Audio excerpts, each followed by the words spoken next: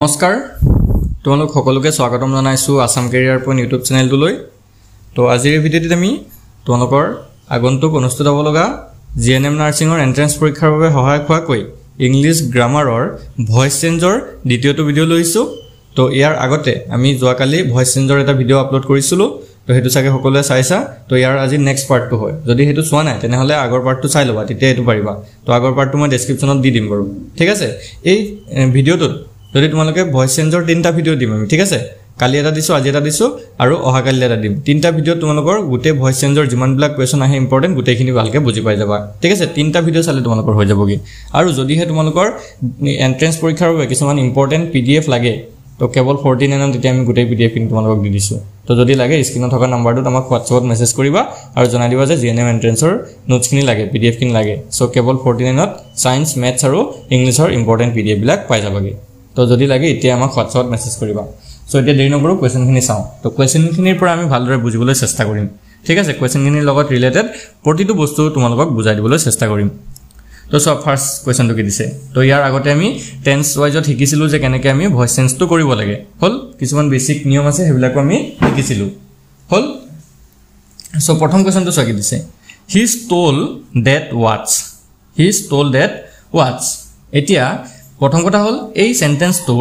এক আমি পাইছিলো ভয়েস দুই প্ৰকাৰৰ আছে এটা হৈছে এক্টিভ ভয়েস হয়নে এটা হল এক্টিভ ভয়েস আৰু এটা হৈছে পেসিভ ভয়েস সো দুই প্ৰকাৰৰ ভয়েস আমি পালো এতিয়া আমি প্ৰথমতে সেন্টেন্সটো পঢ়ি পিনে চাব লাগিব যে ভয়েসটো পেসিভত আছে না এক্টিভত আছে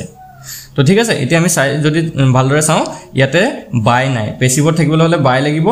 আৰু যেটো মেইন ভার্ব থাকে হেতু পাস্ট পার্টিসিপল থাকিব সো ইয়াতে ষ্টল আছে মানে এটো পাস্ট ফর্মত আছে সো এটো গম পালো যে আমি প্ৰথম কথা হল গম পালো এটো এক্টিভত আছে এক্টিভ ভয়েসত আছে আৰু যেটো অপচন কিটা গুটেকিটাতে বাই আছে এটো পেসিভ ভয়েসতে নিব লাগিব সো এক্টিভৰ পৰা আমি কি কৰিব লাগিব পেসিভলে নিব লাগিব এতিয়া হেতু কথা প্ৰথমতে গম পালো তাৰ পিছত টেন্সটো চাব লাগিব হি ষ্টল দ্যাট ওয়াচ হয়নে এটো কি টেন্সত আছে টেন্সটো যদি আমি চাবলৈ যাও এটো আছে পাস্ট ইনডিফিনিট টেন্সত কিহত আছে পাস্ট ইনডিফিনিট টেন্সত আছে হল এটো ভালকে মন কৰিবা কিহৰ কাৰণে পাস্ট ইনডিফিনিট কলো কাৰণ ইয়াতে ষ্টল আছে ষ্টিলৰ পৰা কি হলগে ষ্টল হলগে সো পাস্ট ইনডিফিনিট টেন্সত ভয়েস চেঞ্জটো কেনেকৈ কৰিব লাগে ভালকে চাবা পাস্ট ইনডিফিনিট টেন্সত ভয়েস চেঞ্জ কেনেকৈ কৰিব লাগে প্ৰথমতে যেটো অবজেক্ট থাকে কলৱে দ্যাট ওয়াচ টু ইয়াত অবজেক্ট আছে হেতু সাবজেক্ট হবগে হল সাবজেক্ট হলগে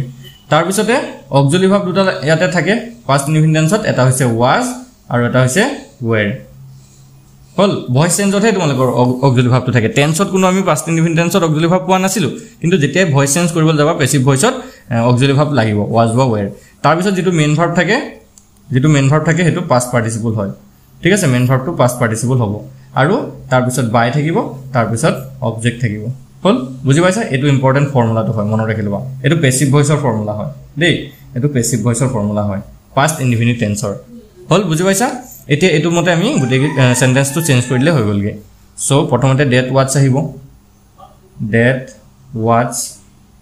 হলনে তাৰ পিছতে কি আহিব ওয়াজ বা ওয়্যাৰৰ ভিতৰত ওয়াজ আহিব দ্যাট ওয়াজ তাৰ পিছতে ষ্টলৰ পাস্ট পাৰ্টিসিপলটো হৈছে stolen that was stolen by he হলে him হয় মানে হি আমি অবজেক্ট ফর্মটো পাইছিলো কালি ভিডিওত আমি আলোচনা কৰিছিলো গুটেখিনি সো হি হলে him হ'ব that was stolen by him so এটো কোনটো অপশনটা আছে সোয়া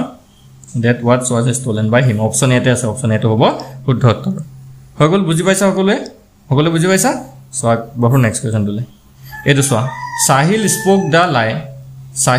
spoke the lie same এটো এক্টিভ ভয়েসত আছে প্ৰথম কথা হল আমি এক্টিভ ভয়েসটো চালু হয়নে আৰু পাস্ট ইনডিফিনিট টেন্সত আছে কাৰণ স্পিক টু কি হলগে স্পোক হল তো পাস্ট ইনডিফিনিটত আছে মই কৈ দিছো বাকিটো এতিয়া তোমালোকে চেঞ্জ কৰিবলৈ চেষ্টা কৰা যদি আগৰ কোৱেশ্চনটো বুজি পাইছা এটো চেঞ্জ কৰিবলৈ চেষ্টা কৰি তোমালোকে কমেন্টত জনাই দিয়া যদি কোনোবাই কৰিব পাৰা তেতিয়া আনসাৰটো কমেন্টত জনোৱা এ হ'ব বি হ'ব সি হ'ব নে ডি হ'ব সো এটো ভালদৰে লক্ষ্য কৰিলা তেতিয়া মই কৰি দিছো প্ৰথমতে কি হ'ব দা লাইটো আগত আহি যাব যেটো অবজেক্ট আছে হেতু সাবজেক্ট হৈ যাবগে দা লাই তাৰ পিছতে ওয়াজ আৰু ওয়্যাৰ বহে যেহেতু ওয়াজ আৰু ওয়্যাৰৰ ভিতৰত ওয়াজ বহিব দা লাই ওয়াজ স্পিক হলে স্পোকেন হবগে দা লাই ওয়াজ স্পোকেন বাই সাহিল মানে মানুহৰ নাম থাকিলে নামে বহে দা লাই ওয়াজ স্পোকেন বাই সাহিল সো এটো কোনটো অপশন আছে সোয়া দা লাই ওয়াজ স্পোকেন বাই সাহিল অপশন ডি আছে অপশন ডি টো হবগে শুদ্ধ উত্তৰ হল বুজি পাইছা সকলোৱে বুজি পাইছা যে ক্লিয়াৰ হৈছে সো নেক্সট কোৱেশ্চন টো লাগব নেক্সট চোৱা the police caught the culprit the police caught the culprit so এটো আমি দেখিছো যে অ্যাক্টিভ ভয়েসতে আছে যেহেতু বাই নাই অ্যাক্টিভ ভয়েসত আছে আৰু কিহত আছে টেন্স টো যদি আমি চাবলৈ যাওঁ past indefinite টেন্সতে আছে সেম হয় past indefinite টেন্সতে আছে তো এটা তোমালোকে এটো চেঞ্জ কৰিবলৈ ট্ৰাই কৰা the police caught the culprit কেনেকৈ গম পালো past indefinite আছে এই caught টো দেখাৰ কাৰণে ঠিক আছে যেটো catch থাকে c a t c h catchৰ পৰা কি হয়গে caught হয়গে catch caught সেইকাৰণে কৈছিলো ভাৰ্ব লিস্ট খন যে মুখস্থ লাগে তোমালোকৰ এই কাৰণে লাগে গুটে কিটা ভয়েস চেঞ্জ কৰিবলৈ যোৱা টেন্সৰ পৰিৱৰ্তন কৰিবলৈ যোৱা বা তুমি নেৰেশন কৰিবলৈ যোৱা গুটে বিলাকতে আমাৰ ভাৰ্ব লিস্ট খন লাগেই মানে সো এখন মুখস্থ কৰি দিওটো ভাল তো এটো যদি আমি চেঞ্জ কৰো কেনেকৈ হ'ব প্ৰথমতে দা কালপ্ৰিট আহিব দা কালপ্ৰিট হল দা কালপ্ৰিট তাৰ পিছতে ওয়াজ আহিব দা কালপ্ৰিট ওয়াজ কট টু কথা থাকিব কেটছ কট হয় দা কালপ্ৰিট ওয়াজ কট তাৰ পিছত বাই হ'ব the police by the police hol the culprit was caught by the police etu kunto option আছে the culprit was caught by the police এতে এটা অপশন কিটা ভাল হোৱা নাই সোৱা অপশন কিটা মানে কি হল অলপ খেলিমেলি হৈ গলগে ঠিক আছে অপশন কিটা অলপ খেলিমেলি হৈ গলগে এটো was caught by the police now এই c option to হট হবে ইয়াত দা to হি হৈ গলগে টি to থাকি গলগে আৰু ইয়াত b to by to b হৈ গলগে সো আমাৰ c option to খেলিমেলি হল অপশন কিটাৰ কাৰণে অলপ আমাক হেৰি কৰি দিবা এটো অলপ মানে লিখোতে টাইপ কৰোতে খেলিমেলি হৈছে সো আমাৰ c option to শুদ্ধ হ'ব লাগে the culprit was caught by the police বুজি পাইছা তোমালোকে বস্তুটো বুজিবালে হল বাকি অপশনত তোমালোকৰ কোৱেশ্চন পেপাৰত যেটো ভুলকে নাহে আমি এইবিলাক টাইপ কৰিছো মানে হাতেৰে টাইপ কৰিছো কাৰণে কেতিয়াবা অলপ খেলিমেলি হৈ যায় সো এতিয়া আমি নেক্সট কোৱেশ্চনটো লাগবৰ হ next to saw the farmer was plowing the field so etu saw was tarse yate logote plowing ase mane etu amar active voice ate ase kom paisu je aru bayu nai no active voice ate ase aru ki tense ate ase etu etia lokkho kora etu eta belek tense hoy agor tu asile past indefinite tense etu belek tense hoy so yate jodi bhaldor lokkho kora was ase aru main verb logot ing ase was aru main verb logot ing kuntu tense hoy past continuous tense hoy na past continuous tense আছে এটো হৈ গল বুজি পাইছা এটা past continuous tense টো কেনেকৈ change কৰিব লাগে গুটে কিটা ভালকে চাই লওঁ মই তলত লিখি দিছো সোৱা তো প্ৰথমতে ইয়াৰ যেটো অবজেক্ট থাকিব হেতু সাবজেক্ট হৈ বহিবহি তাৰ পিছতে যেটো অক্সিলাৰি ভাব ইয়াতে দুটা অক্সিলাৰি ভাব বহে বলুৱে নহয় was বা were বহে তাৰ পিছতে ইয়াতে নতুনকৈ এটা শব্দ লাগে হেতু হৈছে be being তাৰ পিছত main verb past participle main verb past participle বুলি লিখি দিছো মই মেইন ভাৰ্ব past participle তাৰ পিছতে by আৰু তাৰ পিছত object হল by আৰু পিছত object ভালকে চাই লও একবাৰ নোট কৰি লবা তোমালোকে সাবজেক্ট বহিব মানে ইয়াৰ যেটো অবজেক্ট আছে অ্যাক্টিভ ভয়েসত যেটো অবজেক্ট আছে হেতু সাবজেক্ট হৈ বহিবই তাৰ পিছতে অক্সিলাৰি ভাৰ্ব দুটা বহে was বা were তাৰ পিছত নতুনকৈ এটা শব্দ বহিব being তাৰ পিছতে যেটো মেইন ভাৰ্ব থাকিব হেতু past participle লৈ যাব আৰু তাৰ পিছত by বহিব তাৰ পিছত object বহিব বুজি পাইছা সকলে সো এতিয়া আমি যদি চেঞ্জ কৰিবলৈ যাওঁ কি হ'ব the field to প্ৰথমতে আহিব the fields তো the fields গুটে কিটাতে আছে এতিয়া এটো যেটো fields আছে হয়নে নহয় fields যেটো আছে তো হেতুত কিন্তু was নবহে কেলে was নবহে সো কাৰণ এটো প্লুৰাল ফৰ্ম হৈ গলগে মানে বহু বচন হৈ গলগে তো তাৰ লগত were বহিব the fields were কোনটো অপচন আছে সোৱা were তিনটা অপচনতে আছে মানে তিনটা অপচনতে আছে এটো তো were আছে c to were আছে আৰু d to were আছে সো এই তিনটাৰ ভিতৰতে হ'ব তাৰ পিছতে was বা were পিছত আছিল being so being এটো অপচনত আছে b অপচনত আছে আৰু d অপচনত আছে মানে আমাৰ a আৰু c টো কাৰেক্ট নহয় মই ইয়াত লিখিবল জাগা নাই হোৱা কাৰণে এনেকৈ তোমালোকক বুজাই দিছো হল তাৰ পিছতে প্লাউইং অৰ যেটো past participle মানে plow past participle plowed হ'ব so ইয়াটো plowed আছে তাৰ পিছতে ইয়াত by the farmer আছে ইয়াত by farmer আছে অকল so option d to আমাৰ কাৰেক্ট নহয় কেলে অকল by farmer টো নহব ন দাটো ক'ত যাব তেতিয়া by the farmer হ'ব so আমাৰ option b হৈ যাব ইয়াতে correct answer option b to হৈ গলগে কাৰেক্ট আনসাৰ সকলে বুজি পাইছা সকে খেলিমেল নাই নহয় এতিয়া so next question লৈ আগবঢ়ো তেতিয়া so Sita was reading the book ঠিক আছে Sita was reading the book এটো সেম অ্যাক্টিভ ভয়েসত আছে প্ৰথমতে আমি গম পালো অ্যাক্টিভ ভয়েসত আছে তাৰ পিছতে past continuousতে আছে এটো past continuousতে আছে কেনে গম পালো so past continuous কেনে গম পালো এটো was reading থকাৰ কাৰণে was to past tense ৰ অক্সিলাৰি ভাৰ্ব হয় আৰু reading reader লগত ing থাকিলে এটো কন্টিনিউয়াস ফৰ্ম হয় so past continuous এতিয়া এটো চেঞ্জ কৰিবলৈ চেষ্টা কৰা প্ৰথমতে দা বুক টো আহিব দা বুক তাৰপিছতে was আহিব কাৰণ এটো সিঙ্গুলাৰ নাউনে হয় সো দা বুক was তাৰপিছতে reader past participle read হয় আৰু read the book was read by Sita hall the book was read by Sita option কোনটো আছে শুদ্ধ আছে সোয়া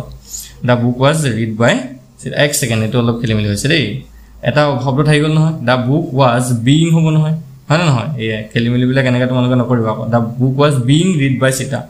কাৰণ being to এটা আমাৰ কন্টিনিউয়াস টেন্সত লাগিবই সো এটো being to থাকি গলগে সো being এটো হ'বগে the book was being read by Sita so এটো কোনটো হ'ব সোয়া এটো অপশন এটো হ'ব the book was being read by Sita হয় অপশন এটোয়ে শুদ্ধ উত্তৰ হ'ব হল বুজি পাইছা সাকে সকলোৱে সো আগবঢ়ো দিতে আমি নেক্সট কোৱেশ্চন তুলে নেক্সট তো সোয়া he had written a poem so এটো এক্টিভ ভয়েসত আছে এক্টিভতে আছে আৰু এবাৰ টেন্স তো বেলেগ হলনি হৈছে সো এ হেড তো কত থাকে সো অক্সিলারি ভার্ব হেড কত থাকে তো এটো পাস্ট পারফেক্টত থাকে কত থাকে পাস্ট পারফেক্টত থাকে তো এটা পাস্ট পারফেক্ট টেন্সৰ আমি চেঞ্জ কৰিব লাগিব হল বুজি পাইছা তো পাস্ট পাৰফেক্ট টেন্সত চেঞ্জ কৰিবলৈ হলে ইয়াৰ যেটো সাবজেক্ট থাকিব হেতু ইয়াৰ যেটো অবজেক্ট থাকিব মানে এক্টিভ ভয়েসত যেটো অবজেক্ট থাকিব হেতু সাবজেক্ট হবগে বুজি পালাই তাৰ পিছতে মেইন ভার্ব এটা থাকে এক সেকেন্ড অক্সিলারি ভার্ব এটাই থাকে হেড থাকে ইয়াত তো অক্সিলারি ভার্বটো হেডে থাকিব তাৰ পিছত নতুনকে এটা ইয়াত শব্দ লাগিব been B W N been subject তাৰ পিছতে অক্সিলাৰি ভাৰ্ব হেড তাৰ পিছতে বিন তাৰ পিছতে মেইন ভাৰ্ব পাস্ট পাৰ্টিসিপল থাকে ইয়াত মেইন ভাৰ্ব পাস্ট পাৰ্টিসিপল তাৰ পিছত বাই আৰু তাৰ পিছতে অবজেক্ট এটো হৈছে সূত্ৰ তোমালোকে লিখি ল'ব পাৰা এটো পেসিভ ভয়েসৰ টু দে মই যিকিটা সূত্ৰ তোমালোকক দি দিছো এনেকে এটো গুটেকিটা পেসিভ ভয়েসৰ সূত্ৰ হয় হল পেসিভ ভয়েসৰ সূত্ৰ হয় সো সাবজেক্ট আহিব তাৰ পিছত অক্সিলাৰি ভাৰ্ব হেড আহিব তাৰ পিছত নতুনকে এটা শব্দ আহে been B W N been তাৰ পিছতে মেইন ভাৰ্ব পাস্ট পাৰ্টিসিপল ইয়াত থাকে অলৰেডি আৰু বাই তাৰ পিছতে অবজেক্ট হল ক্লিয়াৰ হৈছে লিখি ললা তো এতিয়া চোৱা এ পয়েমটো আগত আহিব এ পয়েম তাৰ পিছতে আহিব হেড poem head তাৰ পিছতে been a poem had been তাৰ পিছতে written to written এ হ'ব a poem has been written by he হলে him হয় হল by him বুজি পাইছা সকলে a poem had been written by him so কোনটো অপশন আছে সোয়া a poem had been written by him option B আছে অপশন বি তো হ'ব শুদ্ধ উত্তৰ হল অপশন বি তো হৈ গলগে শুদ্ধ উত্তৰ বুজি পাইছা সাকে সকলে তো নেক্সট কোৱেশ্চন তো সাকে দিছে Rahul will pass the message ঠিক আছে Rahul will pass da message এটো কিহত আছে এক্টিভ ভয়েসত আছে মানে কেনে গম পালো কাৰণ অপশন কিটা সোয়া গুটে কিটাতে বাই আছে মানে এটো এক্টিভৰ পৰা পেসিবল নিব লাগিব এতিয়া টেন্স তো সোয়া উইল কেতিয়া থাকে ঠিক আছে উইল কেতিয়া থাকে উইল ফিউচার ইনডিফিনিট টেন্সত থাকে আৰু যেটো পাস্ট মেইন ভার্ব এটো যেটো মেইন ভার্ব হিচাপে আছে প্রেজেন্ট ফর্মতে আছে সো এটো কি হবগে ফিউচার ইনডিফিনিট টেন্সত আমাৰ গম পালো এটো কি টেন্সত আছে গম পালো ফিউচাৰ ইনডিফিনিট টেন্সত আছে এটা ফিউচাৰ ইনডিফিনিট টেন্সৰ পৰা কেনেকে চেঞ্জ কৰিব লাগে সো ফিউচাৰ ইনডিফিনিট টেন্সত এক্টিভৰ পৰা পেসিবল নিতে যেটো ফৰ্মুলা হেতু তোমালোকে লিখি লোৱা প্ৰথমতে সাবজেক্টটো আহিব মানে এই অবজেক্টটো দা মেসেজ যেটো অবজেক্ট আছে হেতু অবজেক্টটো সাবজেক্ট হৈ বহিব তাৰ পিছতে অক্সিলারি ভার্ব সেল বা উইল বহে অক্সিলারি ভার্ব কি বহিব সেল বা উইল হল সেল বা উইল বহিব তাৰ পিছতে যেটো এটা নতুনকে শব্দ বহে হেতু হৈছে বি ঠিক আছে নতুনকে শব্দটো হৈছে কি বি the subject তাৰ পিছত অক্সিলাৰি ভাৰ্ব সেল বা উইল তাৰ পিছতে নতুনকে শব্দটো হৈছে বি তাৰ পিছত যেটো মেইন ভাৰ্ব থাকিব এটো মেইন ভাৰ্ব পাস্ট পাৰ্টিসিপল যায় মেইন ভাৰ্ব পাস্ট পাৰ্টিসিপল আৰু তাৰ পিছত বাই আৰু তাৰ পিছতে অবজেক্ট হল বুজি পাইছা প্ৰথমতে সাবজেক্ট আহিব তাৰপা অক্সিলাৰি ভাৰ্ব সেল বা উইল আহে তাৰপা নতুনকে এটা শব্দ লাগে হেতু হৈছে বি আৰু তাৰ পিছতে মেইন ভাৰ্ব পাস্ট পাৰ্টিসিপল বাই আৰু অবজেক্ট হল বুজি পাইছা সো এটো যদি আমি চাবলৈ যাওঁ দা মেসেজটো আগত আহিব দা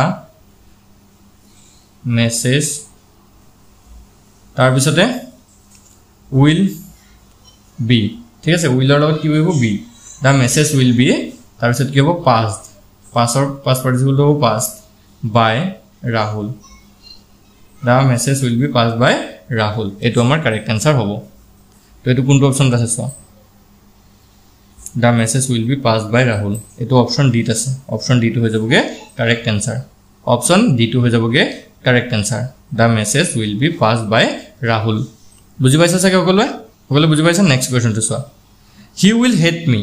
ঠিক আছে হি উইল হেট মি এটো এক্টিভ ভয়েসত আছে হলনে এক্টিভত আছে আৰু ফিউচাৰ ইনডিফিনিট টেন্সতে আছে ফিউচাৰ ইনডিফিনিট টেন্সতে আছে কেনে গম পালো সোয়া এইটো কাৰণে উইল থকা কাৰণে হি উইল হেট মি হলনে এতিয়া মি তো যেটো অবজেক্ট আছে এটো কৰাটো শিকাইছে ন তোমালোকৰ আগৰ কোৱেশ্চনটোত সো এই মি যেটো অবজেক্ট ফর্ম আছে এটো সাবজেক্ট হৈ গলে আই হ'ব এটা আই লগত যেটো উইল নবহে আই লগত কি হ'ব সেল আই সেল মানে I shall এক সেকেন্ড অপশনত তেতিয়া আকৌ অপশন কিটাটো চাই লবা দেই যেহেতু ইয়াত I shall ৰ অপশন নাই তো ইয়াতে I will দিব লাগিব I will হল যেটো অপশনত I shall নাই সো will এ দিবা গটে কিটাতে will এ আছে সো I will তাৰ পিছতে কি কেতিয়াবা I ৰ লগত will বহে কিন্তু দেই এনেকুৱা নহয় যে I ৰ লগত shall এ বহিব will ও বহে সো সেই কাৰণে অপশন কিটা চাই ললা সো I ৰ লগত কি বহিলে will বহিলে I will তাৰ পিছতে কি হ'ব be I will be তাৰ পিছতে hateৰ past participle টো হৈছে hated I will be hated তাৰ পিছতে by him I will be hated by him এটো শুদ্ধ উত্তৰ হ'ব এটা shall হ'ব লিখিলে আমি যদি গ্ৰামাৰৰ মতে চাবলৈ যাওঁ I shall be hated by him হ'ব লিখিলে কিন্তু ইয়াত যেটো অপশনত নাই shall সো এটো I will be দিলে হৈ গলগে I will be hated by him option C টো হ'ব আমাৰ ইয়াত শুদ্ধ উত্তৰ হল অপশন সি টো হৈ গলগে শুদ্ধ উত্তৰ বুজি পাইছা চাগে এতিয়া খেলিমিল নাই নহয় সো নেক্সট টু সো আৰু এটা ইম্পৰ্টেন্ট হয় এনেকুৱা ধৰণৰ প্ৰশ্নবিলাক তোমালোকৰ পৰীক্ষাত আহি যাব পাৰে I must help him এতিয়া নতুনকৈ এটা শব্দ দেখিছা must তো মই কেইটামান কথা তোমালোকক কৈ দিওঁ কেতিয়াবা তোমালোকৰ সেন্টেন্সত এনেকৈ may থাকিব পাৰে must থাকিব পাৰে can থাকিব পাৰে তাৰ পিছতে এনেকুৱা ধৰণৰ যদি শব্দ কিছুমান থাকে তো তাৰ কাৰণে এটা নতুন নিয়ম আছে সেই নিয়মটো হৈছে এনেকুৱা মই কোৱেশ্চনটোৰ পৰা তোমালোকক বুজাই দিম ইয়াত যদি আমি চেঞ্জ কৰিবলৈ যাওঁ him টো যদি নৰমালি যদি চেঞ্জ কৰিবলৈ যাওঁ him টো কি হৈ যাবগে he তাৰ পিছতে কি হ'ব ইয়াতে যেটো must থাকে হেতু must be হৈ যাবগে ঠিক আছে যেটো must আছে হেতু must be হ'বগে he must be তাৰ পিছতে কি হ'ব help হলে helped he must be helped HELPED helped হ'ব he must be helped by I হলে me হ'ব এটো आंसर হ'ব দেই বেলেগ একো নহয় he must be helped by me so এটো কোটো গল he must be helped by me option D টো হ'ব ইয়াত শুদ্ধ উত্তৰ বুজি পাইছে বুজি পালা চাগে so must থাকিলে must be বহুৱাই দিবা may থাকিলে may be can থাকিলে can be এনেকে মানে হল so আৰু এটা কোৱেশ্চন চোৱা এটো চোৱা he can speak French তো এটো কি হ'ব French প্ৰথমতে কি হ'ব French FRENCH French তবা can হ'ব can ৰ লগত be লগাই দিয়া can be French can be speak or past participle লগাই দিয়া spoken হল না speak or past participle spoken French can be spoken by him এটো হ'ব French can be spoken by him কোনটো অপশন আছে French can be spoken by him option B আছে option B টো হ'ব শুদ্ধ উত্তৰ হল বুজি পাইছা can থাকিলে can be may থাকিলে may be অকল জাস্ট এটো লগাই দিলে হৈ গলগে বেলেগ একো নাই আৰু সো তেতিয়া নেক্সট কোৱেশ্চনটো লাগবঢ়ো নেক্সট চোৱা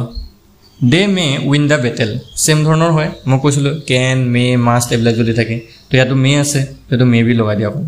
the battle টো আগত আহিব the battle তাৰপিছত may be the battle may be গোটেইটা আছে the battle may be তাৰ পিছতে কি হ'ব winner past participle আছে own the battle may be owned by they হলে them হয় এটো অপশন বি টো হল মই লিখি নিদিলো আৰু ঠিক আছে the battle may be owned by them এটো অপশন বি টো হ'বগে কারেক্ট आंसर